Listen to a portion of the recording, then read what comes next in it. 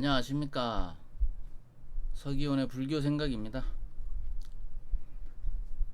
자, 이번 시간에는 지난 2시간 정도를 아함경을 했기 때문에 이번 시간은 이제 일반적인 그냥 깨달음, 거기에 대해서 그냥 경전이 아니고 그냥 말씀을 드리도록 하겠습니다.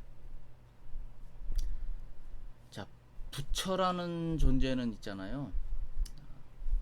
현상을 우리가 보잖아요. 현상은 지금 우리가 살고 있는 현상계를 말하는 거죠. 그러니까 현상은 육안으로 보이는 거란 말이에요. 근데 본질은 심안으로 본다고 그랬죠, 제가. 근데 이 부처라는 존재는 이 현상을 통해서 본질을 같이 꿰뚫어서 볼 수 있는 능력을 가지고 있어요. 그리고 본질은 항상 내가 얘기했죠. 본질은 하나라고. 하나밖에 없다. 우리가 꿈꾸는 그 재질도 결국은 그 의식으로다가 꿈을 꾸는 거거든요. 현상, 즉 겉모양은 물로 표현하면은 그 파도하고 같은 거예요. 그럼 본질은 뭘까요? 본질은 그냥 물입니다. 물. 예. 물이라는 그 속성 그 자체는 변하지 않겠죠. 근데 이제 부처가 아닌 어리석은 존재들, 보통 일반 사람들은 눈에 보이는 것만 가지고 분별을 한다고 그러죠. 분별심을 가지고 항상 차별을 하죠. 있다 없다, 좋다 나쁘다, 이런 식으로 눈에 보이는 대로만 이제 얘기를 하는 거죠. 그렇게. 그러니까 이 욕망이라든가 탐욕, 모든 것은 다 그 현상계에 있는 거죠. 그래서 이거를 다른 말로 하면 현상에 사로잡힌 사람, 이렇게 얘기가 되는 거예요. 본질이 그 평등해진 그 심한이 떠지면요, 본질의 그 상태, 본질이 어떤 거다 하는 거를 알게 되죠. 그리고 우리가 그 에고를 잘 길들여서 그 승화시키게 되면, 에고의 가장 큰 특징은 그 분별 세계에서 먼저 그 분별하고, 분별하는 게 에고의 그 특징이겠죠.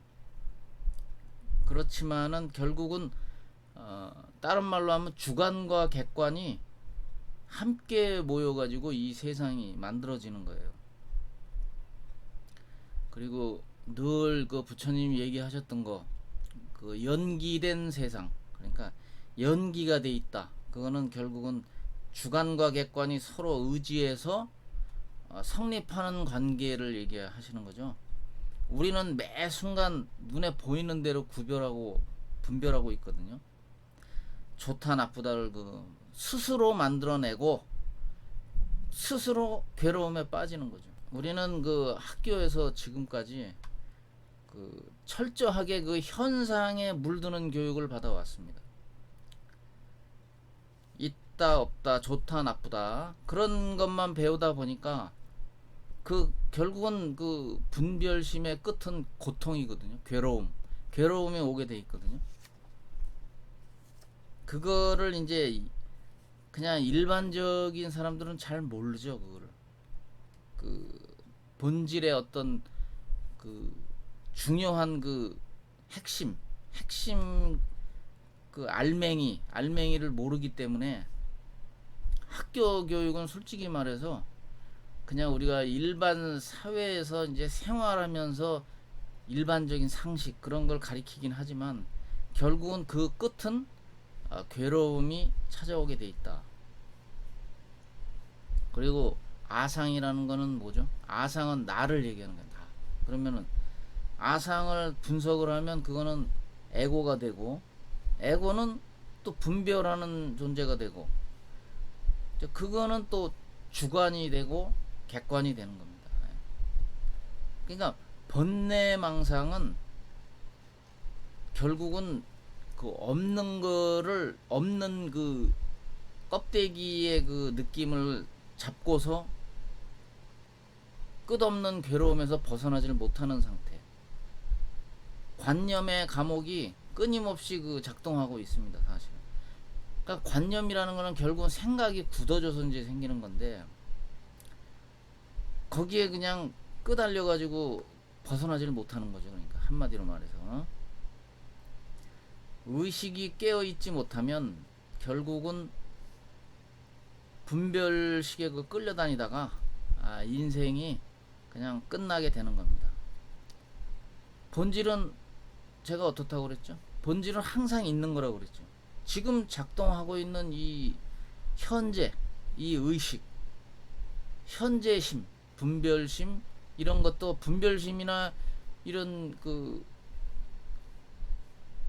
의식 자체가 항상 깨어 있어야 되는 거예요. 그러니까 그 스님들, 절간에 계신 그 스님들이 맨날 하는 소리가 그거잖아요. 법문하면 그러잖아요. 현재 깨어 있기.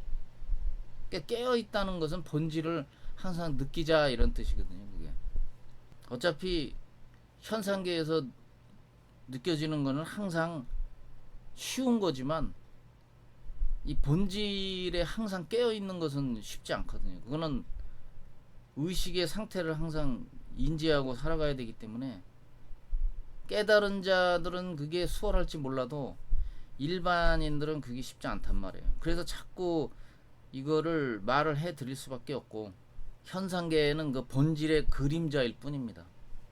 본질이 깨어나야 에고가 자기의 그 위치를 찾아갈 수 있다. 그리고 에고의 특징은 바로 탐진치, 삼독을 항상 가지고 있어요. 그래서 에고의 특징은 그 이상을 추구할수록, 우리가 왜 이런 어떤 뭐 교양 프로그램 보면 뭐 성공 맨 그런 것만 얘기하잖아요. 야망, 예? 소년이여 야심을 가져라, 야망을 가져라, 뭐 성공 맨 성공밖에 얘기를 안 하잖아요. 그 성공의 끝에는 그 괴로움이 따라온다는 거는 얘기를 안 하고, 그거는 괴로움이 쫓아오는 거는 쏙 빼버리고, 그걸 그 성공을 얘기하는 강사들조차 그거를 모르고 있는 거예요. 그러니까 그 본질의, 그러니까 그 현상이죠. 현상계의 끝은 그 괴로움이 쫓아온다는 거를, 눈에 보이는 앞에서 볼 때는 화려한 뭐 석세스, 뭐 성공 습관 10가지 뭐 그런 거 많잖아요. 왜 핸드폰만 그 열면은 나타나는 거 많잖아요. 왜 그런 이상한 거, 뭐 인생에 대한 그 강의, 그런 거 많잖아요. 그죠? 근데 가만히 한번 들어보세요. 들어보면은 결국은 뭐죠? 결국은 그는 현상을 얘기하는 거예요. 현상. 본질이 아니고. 그러니까 어떻게 하면 이 현상계에서 성공해서 돈을 잘 벌고, 예? 화려하게 살 수 있냐? 뭐 그런 거 아니겠어요? 그렇게 사는 것까진 좋지만 결국은 끝은 뭐라 그랬죠? 내가 끝은 괴로움이 쫓아오고 있다. 삼독, 탐진치, 탐욕심, 분노심, 어리석음. 어리석기 때문에 그 삼독을 추구하는 거예요. 그래서 제가 가끔 뭐 우스갯소리로 그러거든요. 결국은 그 기독교에서 말하는 하나님, 그 하나님, 그게 결국은 불교에서는 부처거든요. 부처. 본질이라고도 하고, 그 본질이 만들어내는 그 연극 무대에서, 인생이라는 그 연극 무대에서 각자 맡은 역할을 열심히 살다가 그 이제 목숨이 다 되면 그 연극 무대에서 이제 퇴장을 해서 사라지는 것에 불과하다. 그러니까 인생이라는 거를 너무 그렇게 무겁게 받아들이시면 안 돼요. 그러니까 삶 자체가 무거우면 안 되는 거예요. 가볍게 생각하셔야지. 그러니까 그 우리의 그 원리, 돌아가는 그 원리 있잖아요. 그 원리, 생로병사의 그 원리만 알면 아무것도 아니거든요. 근데 그거를 모르기 때문에 그 늘 괴로움에 시달리면서 나는 왜 이렇게 괴로울 수밖에 없나, 이런 그 자책감에 빠지고 그러는 거거든요. 그게. 그래서 이상을 추구할수록 현실에 그 빠져서 휘둘릴 수밖에 없고 혼돈의 세계에 빠진다. 그리고 우리 수행자들도 똑같아요. 수행자들도 그 깨달음을 얻는데 핵심 말씀드렸죠. 핵심 깨달음의 핵심은 뭐다? 그 치구심을 내려놔야 되는 거예요. 이제 다른 말로 하면 방아착이라는, 스님들이 방아착이라는 말을 많이 쓰는데, 모든 걸 내려라, 내려놔라. 모든 그 욕심, 그 깨달음을 얻으려고 하는 그 욕심조차 내려놔야만 심안이 열리고 본질을 볼 수 있다. 깨달음을 얻는다. 그래서 부처를 구할수록 자기 안에 그 치구심, 중생심이 강해지는 거거든요. 왜냐하면 꼭 깨달아야 된다는 그 집착심이 있기 때문에 집착을 내려놔야 되는데, 그걸 못 내려놔 가지고 만나기가 쉽지 않은 거죠. 그리고 이제 부처님이 얘기하신 그 아까도 연기를 잠깐 말씀드렸지만, 그 12연기, 12연기는 결국은 어리석음의 그 무명이 욕망과 증오를 만들어서 결국은 고통에 이르게 되는 그 과정을 부처님이 상세하게 설명을 하신 거예요. 그래서 요거를 이제 또 다른 데다 대입을 해서 말씀을 드리면, 우리가 그 줍쇼 줍쇼 하는 그 가난한 어떤 마음, 그러니까 무언가를 바라는 마음, 그러니까 우리가 그 불상에다 대고서 이제 기도를 하는 것까지는 좋은데, 뭐 잘 살게 해달라, 뭐 우리 자식 뭐 대학교, 좋은 대학교에 들어가게 해달라, 뭐 그런 이렇게 바라는 마음 가지고 살게 되면 그 가난한 그 마음을 못 면하고 베푸는 마음, 그러니까 다른 사람한테 이렇게 베푸는 마인드를 갖고 있으면 그 부자의 마음을 가지고 사는 거거든요. 그래서 부익부 빈익빈이 되는 거예요, 결국은. 그리고 모든 이념은 또 그 복합관념일 뿐이고, 잘못된 그 관념들을 그 결국은 씻어내는 그 작업이 좀 필요하긴 한데, 이 불교는 불이법이라고 그랬죠. 그러니까 이분법은 좋다 나쁘다 이런 이분법은 그 이성을 만들어내고, 불이법은 영성의 세계입니다. 그러니까 이런 어떤 기본적인 그 심리 상태, 그런 거를 우리가 알고 종교를 또 믿어야 돼요. 아무 그 느낌이 없는 그런 신앙생활을 하면 안 됩니다. 그리고 이제 실생활에서 우리가 어떤 그런 그 현상계와 그 절대계의 그 통합적인 그 생각으로 우리가 그 사물을 보게 되면 결국은 그 깨어있는 본질이 드러나게 되어 있습니다. 그 본질의 표현을 이제 다른 말로 하면, 늘 쓰는 말, 아까도 사자성어의 그 표현이 있다고 그랬는데, 그 가장 많았던 게, 여태까지 말씀드렸던 게 공적영지하고 진공묘유죠. 그래서 다른 말로 하면 또 적적성성이란 말도 쓰고, 선정지혜란 말도 쓰고, 무심과 평상심의 그 중도사상, 부처님이 말씀하신 이제 그런 그 표현도 있고, 본질인 그 의식은 절대로 특별한 것이 아닙니다. 항상 우리와 함께 있고, 그거를 어느 한쪽에 편향돼서 이제 우리가 의식을 해서 그렇지, 너무나 그 당연시하고 너무나 그 항상 우리와 함께 있는 것이다 보니까 그거를 모르고 놓치고 살고 있는 거죠, 사실은. 그래서 본질은 그 시 공간이 없어서 한꺼번에 이게 같이 파동을 치면서 오거든요, 본질은. 이제 그런 것도 있어요. 그래서 우리가 너무 무지하고 아는 게 없으면, 이제 다른 말로 하면 어리석다고 그러죠. 어리석음. 그게 이제 작동을 하면서 에고와 고통이 일어나고, 스스로 각성해서 깨어 있으면 에고와 고통이 사라지게 됩니다. 그러니까 우리가 삶이라고도 하고 생이라고도 하죠. 이 삶이 나를 공부시키려고 이제 자꾸 생각을 생각과 감정을 내가 스톱시키라고 그러잖아요. 그러니까 자꾸 생각을 일으키는 거예요. 잠시도 쉬지 않고 생각을 계속 우리한테 일으키고 있거든요. 지금도 일어나고 있는 거예요. 지금도. 그래서 그런 것을 우리가 자각을 스스로 하고 그래야만 깨달음의 상태에서 살 수 있다. 정해진 거는 따로 없고요. 한 생각이 일어나면 주관과 객관이 동시에 일어납니다.